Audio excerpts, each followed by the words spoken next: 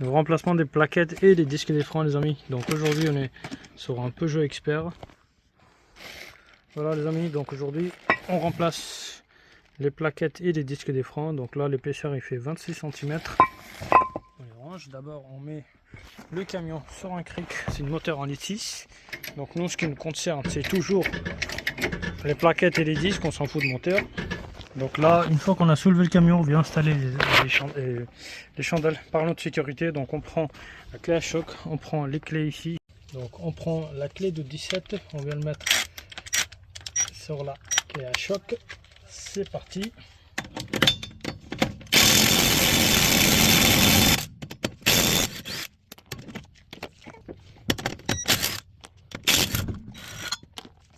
Donc les amis, on prend le vernier caliper. Donc on prend par là l'épaisseur. Je suis à 27-28. Sauf que quand vous regardez de plus près, vous voyez l'écartement qu'il y a. Donc c'est ça que je voulais vous montrer là. Là donc à l'intérieur c'est usé et c'est ça. Là j'aurais pu le gratter, mais bon, j'ai préféré de commander des nouvelles disques. Voilà. Donc hop, là je vais vous faire voir à peu près. Donc regardez, là comme c'est neuf, donc 27, ouais 28, c'est ça, c'est ça. Donc on vient dévisser. Donc pour la retirer, d'abord on retire cette partie là, on met un petit tournevis plat pour la retirer, première chose. Deuxième chose que j'ai oublié de vous dire, ce qu'il fallait faire, c'est de dévisser le bouchon de liquide de frein. Pour démonter le disque, il faut que je démonte les calipers. Et pour démonter le caliper d'abord, on retire cette partie là et vous avez ici, voilà, il y avait un capuchon. Donc là j'ai pris la tête, c'est combien, T55. Donc T55 je vais le mettre ici en haut et en bas. Vous avez deux trous parce qu'ils étaient fermés avec les deux petits capuchons. Donc ça on va le retirer. Après on va libérer l'étrier pour les plaquettes de frein. Après on va venir dévisser deux grosses vis là en bas pour libérer cette partie là, et après on n'aura plus qu'à dévisser deux torches T30 si je ne me trompe pas pour libérer le disque. Voilà à quoi ça ressemble la pièce. En bas c'est pareil. Voilà, j'ai mis un coup de tournevis ici et hop, là les clippers ils sont libres, vous voyez les amis. Donc là ce que je vais faire, vous voyez, et du coup on a pris le S, on le met ici, on peut très bien le mettre ici, voilà, pour poser le clipper là-dessus. Donc vous voyez, donc comme j'ai débouché n'importe quoi, j'ai retiré le bouchon. Là je m'en fous de ces anciens plaquettes de frein, vous voyez, il est là, le machin de freinage. Donc là-dessus, je sais même pas comment ça s'appelle, je vais venir forcer un tournevis plat entre la plaquette et le disque pour que je puisse forcer à rentrer ce clipper là à l'intérieur. Je sais même pas comment ça s'appelle déjà. Donc vous voyez là c'est étrié là, il va falloir que je vienne la pousser à l'intérieur maximum. Et je vous dis honnêtement, je m'en fous de ces anciennes plaquettes là, parce que là, même si vous voyez ils sont morts, quand je regarde l'épaisseur à l'intérieur, mes doigts ils se coincent, vous voyez. Donc ils font du bruit, je m'en fous, je sais même pas si c'est, voilà, si c'est la bonne qualité ou mauvaise qualité que le mec il a installé, l'ancien propriétaire.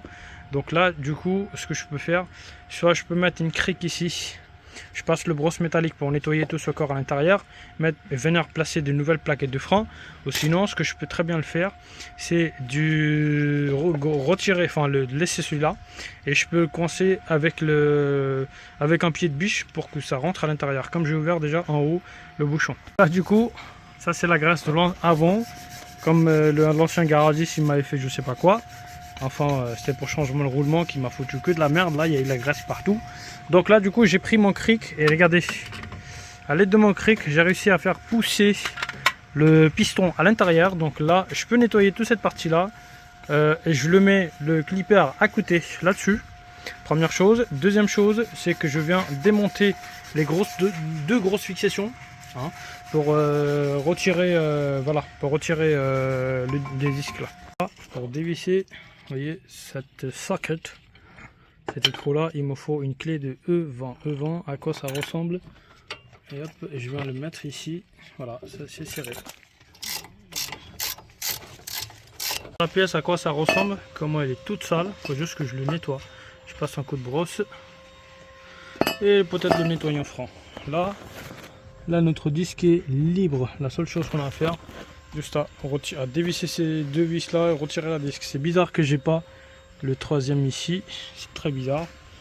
Mais bon, on n'a plus qu'à retirer ça. Pour vous dévisser, la disque elle bouge. Donc là, vous prenez là où vous devez mettre des écrous. Donc vous prenez un tournevis assez costaud mais rond.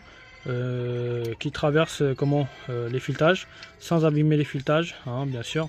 Donc là vous voyez, j'ai réussi à coincer la disque et là je suis en train de dévisser mes petits vis. Voilà à quoi ça ressemble de plus loin, les amis. Vous voyez, donc là regardez l'épaisseur à l'intérieur du disque. Vous voyez comment ça a commencé à prendre des formes. Alors il est encore en bon état, hein.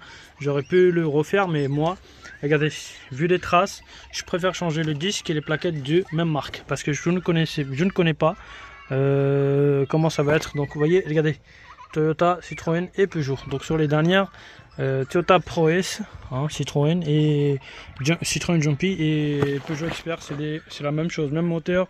La seule chose qui change, c'est le logo. Donc là, ici, on vient passer un coup de brosse. Là, on commence à avoir un peu des traces. Donc on passe un coup de brosse. Après, on passe un nettoyant franc. On essaie d'enlever maximum de la graisse, hein. Donc là, je ne sais pas comment il avait fait le garagiste. Il avait fait déjà une vidéo là-dessus. Donc on va pas encore prendre la tête. C'est parti, nettoyage. Quoi ça ressemble après le nettoyage, les amis? Regardez. Donc quand je regarde ici, la pièce à l'intérieur, comment il est rouillé. Et que ça, cette pièce là, il a toujours des mêmes traces. Je vous dis honnêtement, je suis même pas sûr s'ils m'ont changé le roulement ou pas. J'ai payé 286 € pour ça, et voilà pourquoi je fais pas confiance à n'importe qui. Donc là, à mon avis, ils ont dû faire un truc ici ou soit sur le cardan, parce que là sur le cardan aussi j'ai la graisse qui déborde là. Là il me reste ça à nettoyer que j'ai oublié, bah, ça tombe bien. Donc vous voyez, il y a la graisse partout, à mon avis. Quand ils ont démonté le cardan, soit ils l'ont mal fermé la pièce en ferraille, qui a débordé la graisse, mais en tout cas, c'est pas vraiment top qu'ils ont fait là. Et je vous dis honnêtement, c'est la deuxième fois que je suis parti chez un garagiste que je ne connaissais pas. Et j'ai une très mauvaise expérience. Première fois je suis parti chez quelqu'un que je connaissais, il a bien travaillé, mais c'était pas la même véhicule, c'était une Citroën Picasso. Et là, un peu dégoûté. Mais bon les amis, là la pièce elle est propre, plus qu'à monter une nouvelle disque.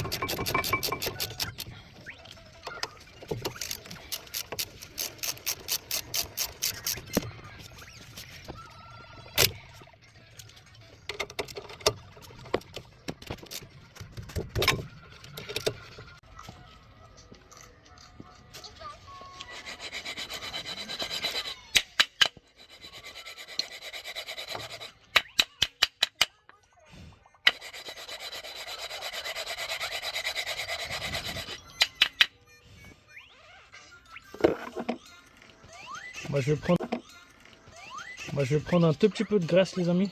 Hop. Alors déjà ils ne mettent pas la graisse. Ils mettent un autre produit. Moi je mets un peu de graisse. Hop. Voilà. Et voilà. Un petit peu là, un petit peu là.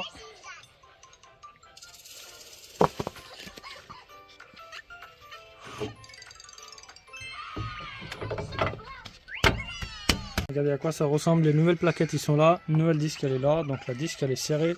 J'ai pas mis le franc filet parce que c'est pas nécessaire. D'origine, il n'y en avait pas. J'ai les gants un peu sales. J'ai déjà changé une fois le paire des gants. Donc là, c'est parti. Il n'y a plus qu'à mettre les petits vis. Par contre, ces vis là, si vous voulez mettre un peu de la graisse sur la tête, c'est comme vous voulez. Mais moi, je ne le mets pas. Voilà.